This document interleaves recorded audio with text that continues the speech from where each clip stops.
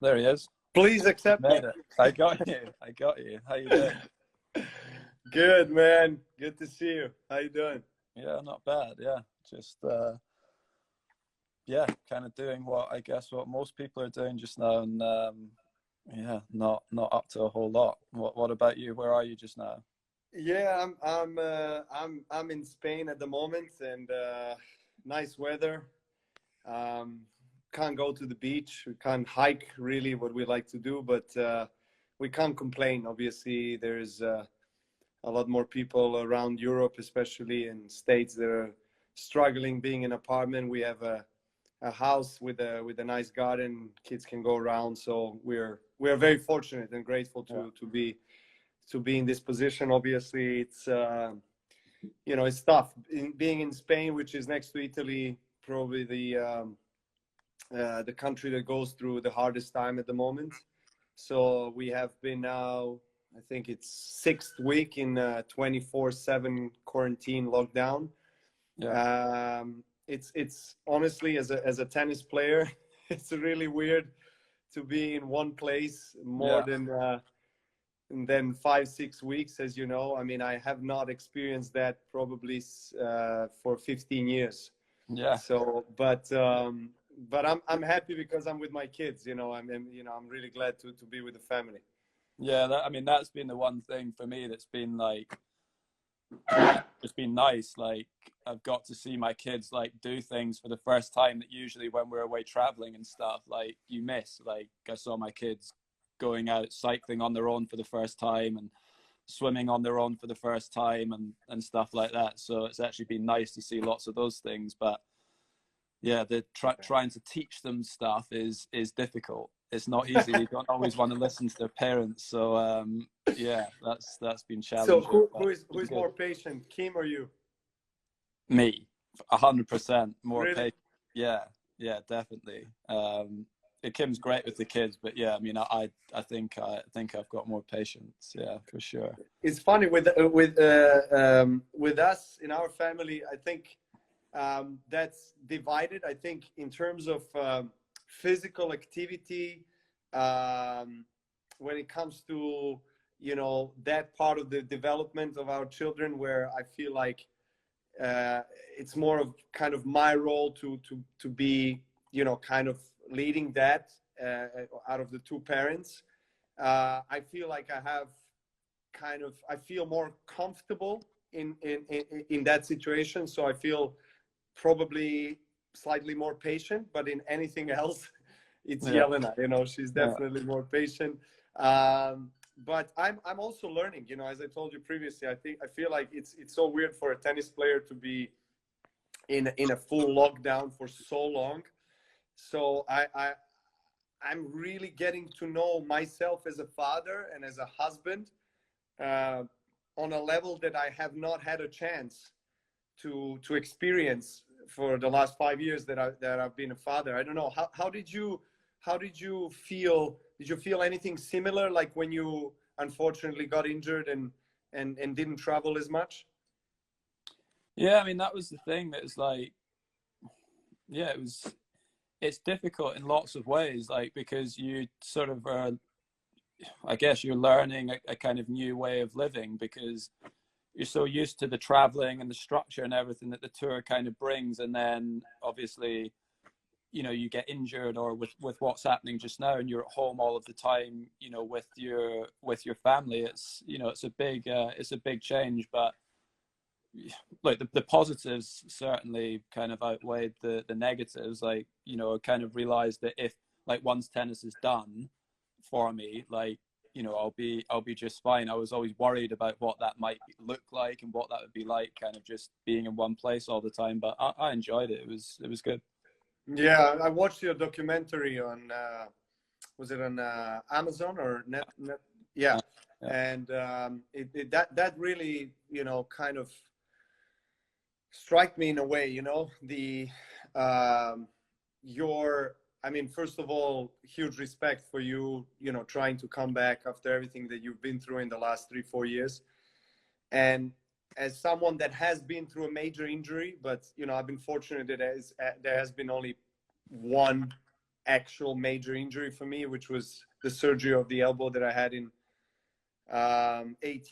beginning of 2018, and I was absent from the tour for 6 months, and it was really hard to kind of get off that adrenaline rush, you know, Yeah. because I think tennis players, you know, for sure, all the athletes in general, because that's kind of a nature of our of what we do as athletes. We're constantly like high on energy. We need competition. We need to, you know, challenge ourselves in every area of life in a way, because if you feel like you're still in your professional career, and as long as the season is on, and for us it's the longest season of all sports, right, from January to like mid-November, you feel like you can never really fully relax.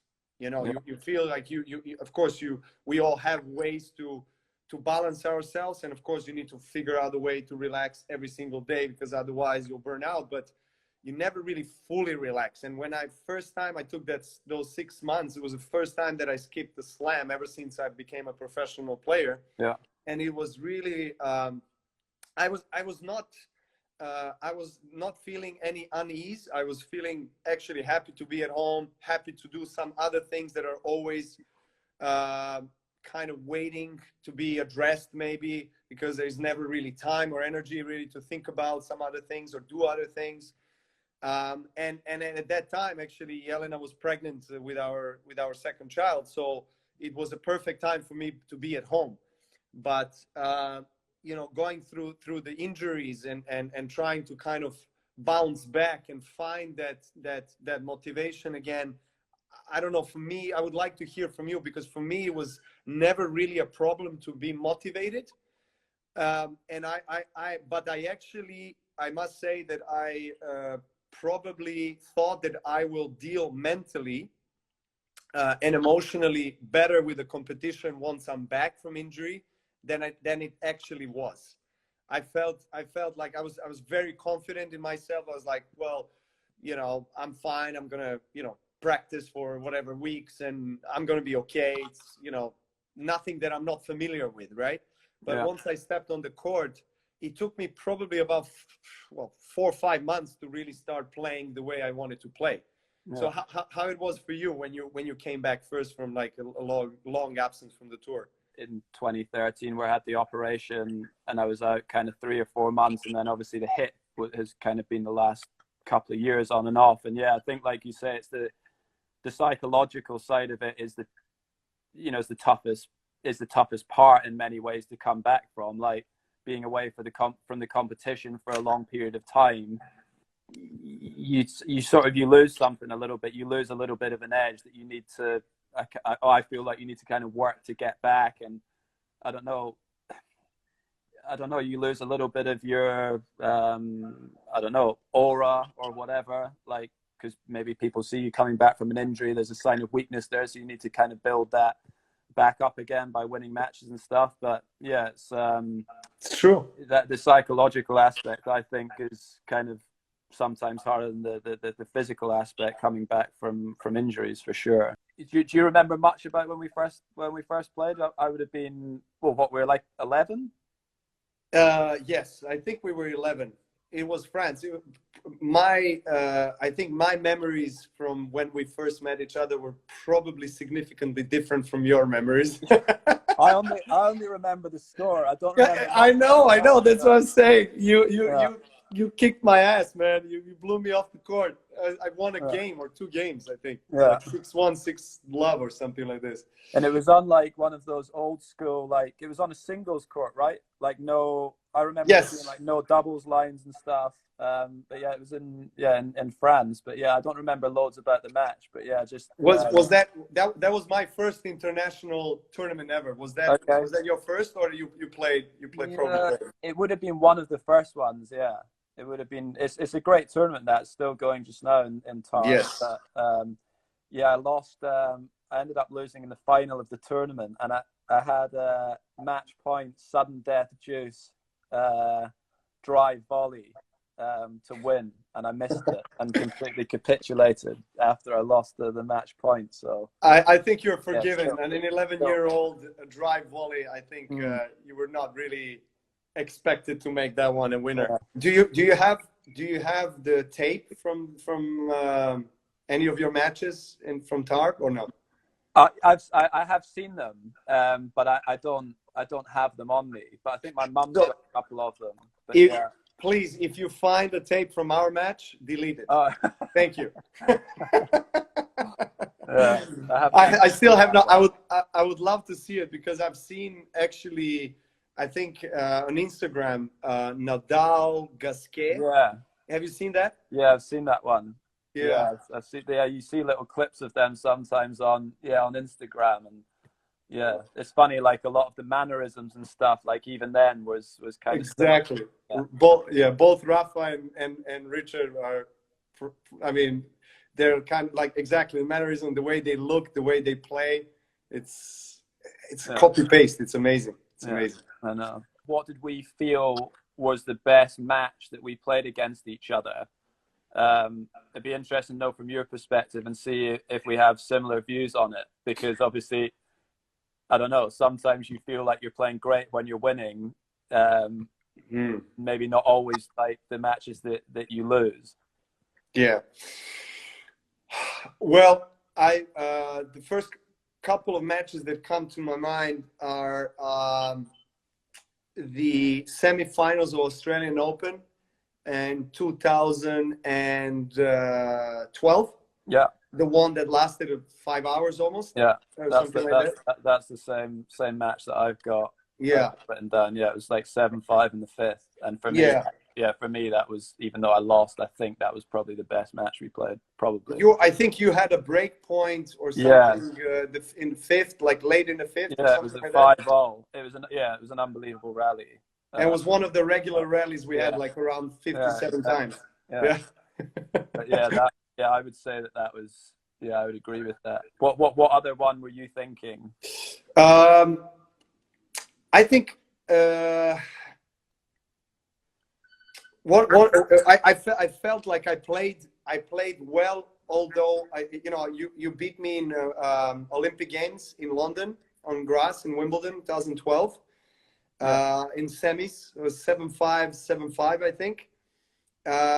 I still feel like we both played pretty well. I felt like the quality of the match was pretty good. You were just better in the decisive moments on both sets, but I felt like in terms of the quality of tennis, that was actually one of the matches that I felt like of course I was devastated when I lost because it was Olympic Games and everything, but I was happy with the way I played because I played well throughout the entire tournament, and then you ended up winning for the gold medal, and when you played the whole tournament. You played fantastic. It was probably one of the best matches you ever played against Roger in the finals, right? I mean, yeah, for me, the final for sure. It's interesting because my coach actually at the time, Danny Valverde, he had messaged me the other day because he'd seen some clips of that match in the Olympics on Instagram, and he said to me like, it looked like it was a great match, and my memory of it was that it was like not that good. My memory was that the conditions were really difficult. It was pretty windy. True. But he said that wasn't the case and that it was good. But it's quite interesting sometimes, like how, I don't know. That's how good you were. Do you really think that psychologically it's a positive thing that you are not pleased with the way you played after winning, let's say, a big tournament or a big match like that? Or you see it as something maybe less positive? How do you perceive that?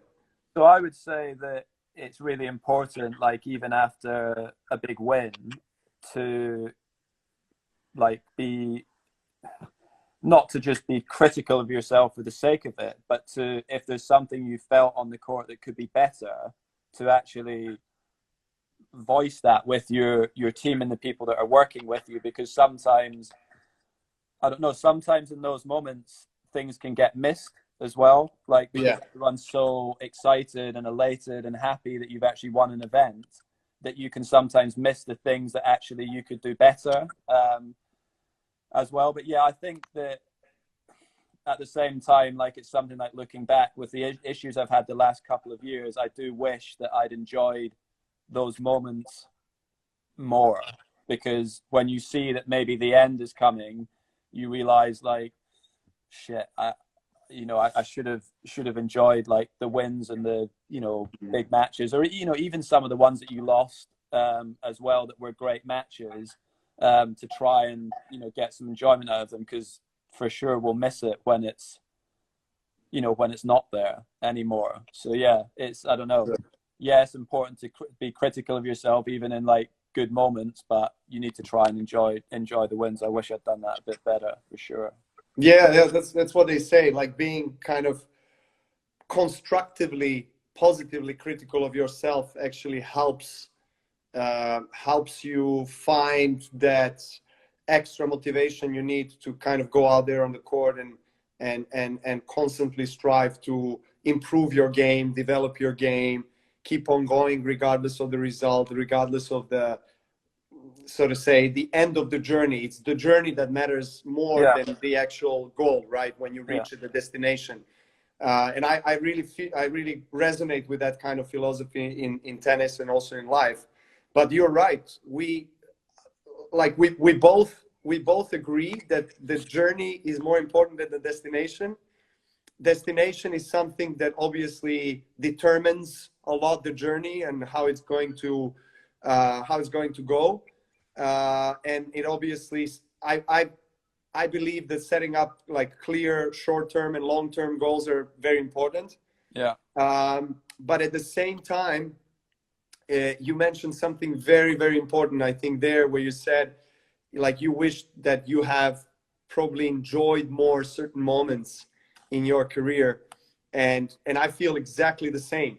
I think, because of the nature of our sport, because the season is so long, and because we're constantly in a high intensity focus in every aspect of our being, we just, it's hard to kind of like, sit down, be present, and be fully immersed in whatever experience that you are having at the moment. But I think that the thing that's, like you said, because of the way our sport is the thing that makes it hard is, let's say, for example, and I know you've won it a number of times, but like you win the tournament in Canada, in the Masters Series in Canada on Sunday, you don't have time in many ways to enjoy it, because immediately your mind is already straight on to the following week. And, I don't know, if you go out partying that night and get hammered drunk, you're competing on Tuesday, Wednesday, the following week, in Cincinnati, in another country, at another tournament. And it's, I think because of the guys at the top of the game, you Novak and Rafa, like, I don't think people always appreciate how difficult that is to just go like from a Sunday final, traveling to another country, new conditions and everything, and you're straight into, there's a lot of pressure. If you could go back and change one result in your career, which one would you choose? I think I would say Olympic Games, because I for sure, I was very fortunate to have the great success in my career and win all 4 slams, and an all master series. But I did win bronze in Beijing, but I was really feeling good about myself, for example, in 2016, in Brazil, in Rio. Yeah.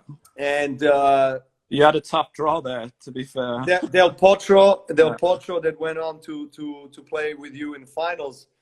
It was a very tough match, 2 tie breaks. And I remember 2 days before the match, I was practicing and I was feeling great. I did lose 3rd round of Wimbledon, so I had enough time to get ready. I won Canada, and I came to Rio full of confidence. It was probably, I had like 15 best months of my career behind me before Rio. And then I remember I was practicing for 2 hours on the center court singles, And then I went on with Serbian guys to practice for another like hour and a half doubles.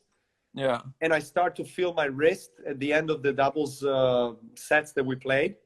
I don't want this to sound like an excuse, but that's because it's because of that I lost to the Potro. It was absolutely not. I mean, I was enabled. I did get some injections, and I had to go out on the court and like try. But I felt really sad that I wasn't at my best, and I had a really tough draw. I felt like if I had maybe slightly better draw, that I could kind of work my way in the tournament. So probably, yes, I would, if I had a chance to turn back the time and maybe change the outcomes, would be probably Rio or London with you in 12. I would have loved to have won the Australian Open or the French Open, but I think like as a challenge for me, because clay was such the tough surface for me throughout like my career, and just in terms of the way that I played like on clay, it was the hardest one for me to adapt to. That I think that would have been like for me my biggest achievement if I'd managed to win the French. Obviously Australia's been pretty painful thanks to you over the years, but yeah, if I could change one, I'd take the French Open off you. And obviously for you, that was obviously for you to win. Well, that was the first time you won the French, right? So yeah, that was the only time, exactly. Yeah. And I wanted to ask you a question about the GOAT of tennis. How do you ever judge it? Like, what's important to you? Like, what is the most important record in the discussion? I think it's a combination of I guess slams, I guess the weeks at number one, and obviously the Masters, right? The 1,000 events. But I think we all agree. What about head to head? What about the head to head? Absolutely, yeah. Thanks for bringing that up. I think Grand Slams would probably stand out, but it's really hard to say. Even though like I personally am very fortunate that I'm in the conversation, of course, and I'm honored. But at the same time, it's hard to really say greatest of all time, taking the amount of slams you won or tournaments you won or whatever, because I've said this to everybody. I've had this opinion since forever. I don't go into the conversation of comparing generations. The thing that is special about just now is that you have three guys that are playing at the same time, so you can compare them. To me, right now, you have Rafa's record on clay, nobody competes with. Roger's currently record at Wimbledon is the best, and your record on hard courts is the best. So because we have these different surfaces, it's kind of difficult. And when people ask me like, what's your toughest match, I feel like I'm competing against the best hard court player ever. I've competed against the best clay court player ever and the best grass court player ever. So for me currently right now, it depends on the surface. It's hard. I think only when I'm finished with my career that I can step back and observe things from more neutral standpoint, where I can say, okay, this is my opinion about this and that. But for now, what you have said, that you have like three guys that are dominating on three different surfaces, I think that is what I would agree 100%, and that's all there is right now.